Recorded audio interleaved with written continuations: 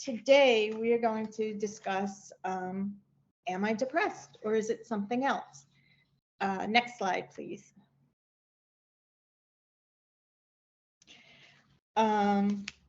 We will review the definition of depression, the various forms of depression along with anxiety, and we'll look at the emotions we encounter due to a cancer diagnosis, what we can do, and how to create a care for yourself toolbox. Next slide, please. Oops. So, what do you think when you hear the word depression? Some people think of sadness, no appetite, loneliness, loss of interest, staying in their room, never coming out, irritability, headaches, difficulty concentrating, hopelessness, pessimism. The National Institute of Health describes depression. Major depressive disorder or clinical depression is a common but serious mood disorder. It causes severe symptoms that affect how you feel, think, and handle daily activities, such as sleeping, eating, working, relationships, etc. To be diagnosed with depression, the symptoms must be present for at least 2 weeks. Next slide, please. But there are different types of depression.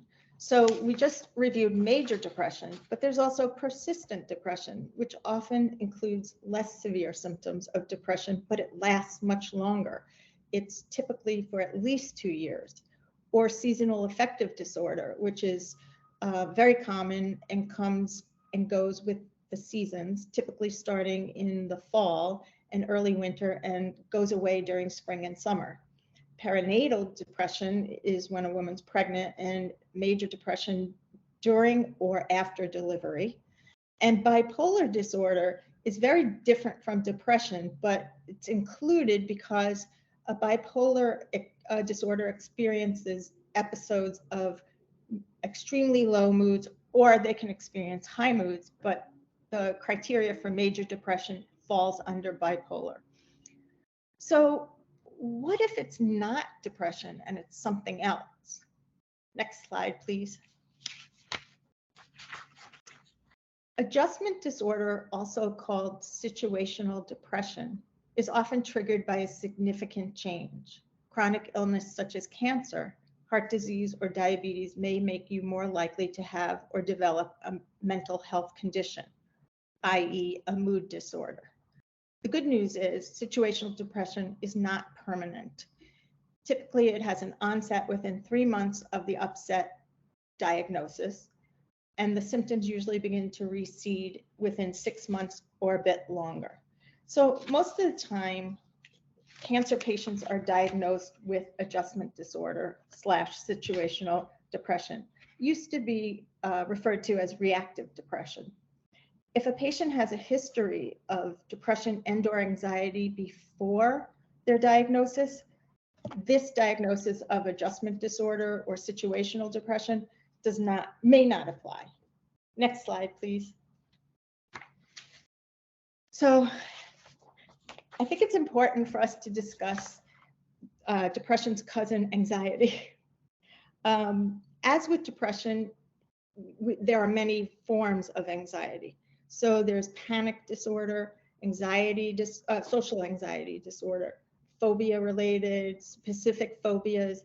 Bipolar falls into this category as well. But there's general anxiety disorder, which usually involves a persistent feeling of anxiety or dread, which can interfere with daily life. And it's not the same as what's considered occasional anxiety, which is the normal part of life, such as worrying about health, money, family problems, daily stress issues. So general anxiety disorder is people living with frequent anxiety for months, even years. And what oncology and health psychologists see most often is anxiety related to the uncertainty of patients' diagnoses, treatment, tests, and then the rumination of these concerns. So this is very common, and it's not considered like a hypochondriac kind of response. Anxiety and depression can exist on their own or together. Next slide, please. So emotionally speaking, being diagnosed with cancer elicits so many feelings and emotions that encompass a wide range of reactions: anger, irritation, disbelief, sadness, shock, disruption of your life, medical appointments, inconvenience, wasn't in your plans for sure.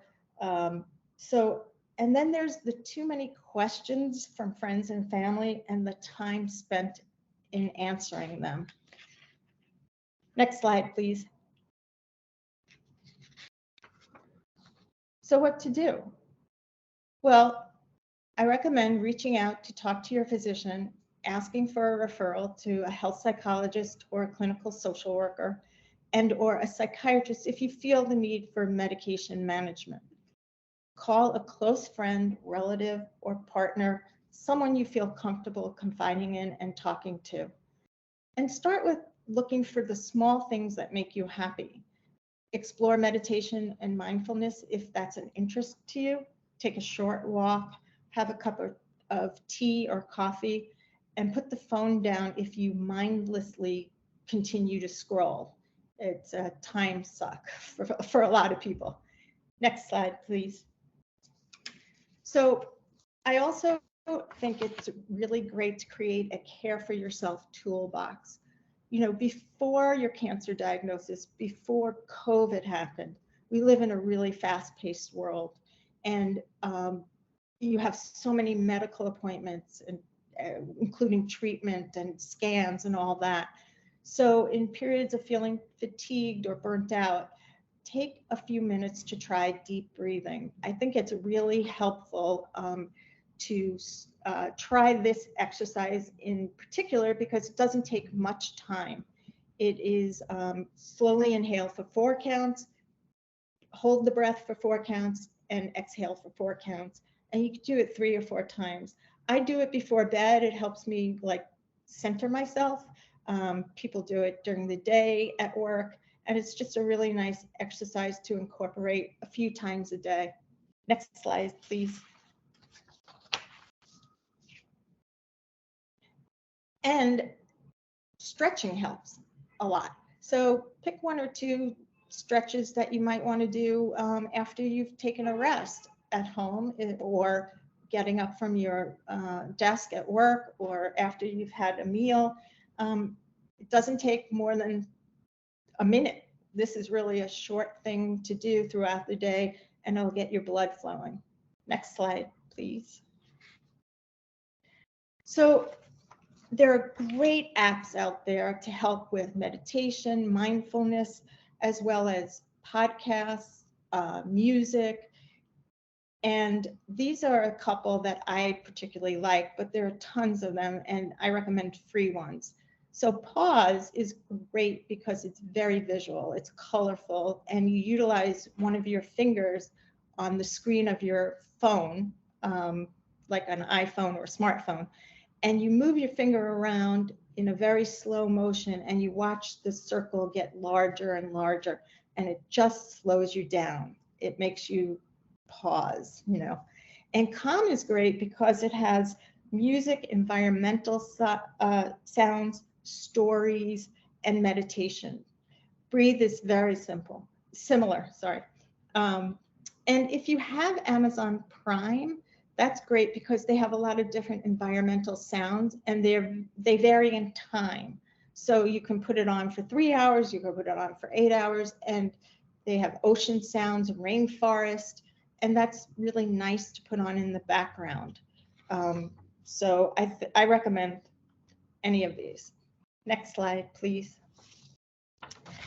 And don't forget the basics. Make time to meet with friends, spend time with a pet if you have one, get rest as needed. There's nothing wrong if you need a nap, take that nap. Eat well, work outside if you can.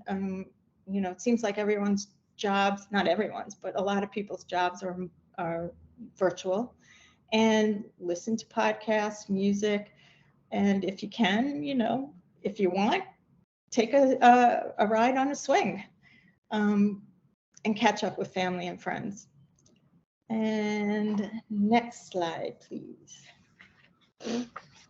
So I would be remiss if we did not discuss suicide prevention. So when someone is really depressed, they do have thoughts of harming themselves. And there is no shame in telling anyone. People want to help someone who have these thoughts. So I'm hoping that you don't have these thoughts, but if you do, you can reach out to the nearest emergency room or call 911. There's the National Suicide Prevention Lifeline, and there's a crisis text line. So there are people available. So please, if you have any of these thoughts, please reach out. People want to help. And next slide. So some of you may want to or have questions about, like, how do you find out if you're depressed? This is a questionnaire that a lot of physicians use, PHQ-9. It's a 9-item questionnaire to screen for depression. It was created in 2001 via a grant through Pfizer, and it's used in many doctors' offices. It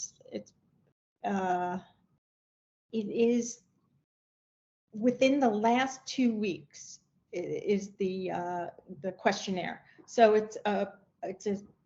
it's framed with just the last 2 weeks. It's not like you've been feeling like this for 5 months. It's just the last 2 weeks. It's a snapshot, is what I'm trying to say, in time. And your doctor can facilitate this with you, or you can look at it online. But I think it's best for your physician to do it with you, just in case you wanted to know about how it is determined whether or not you're feeling depressed or sad, etc.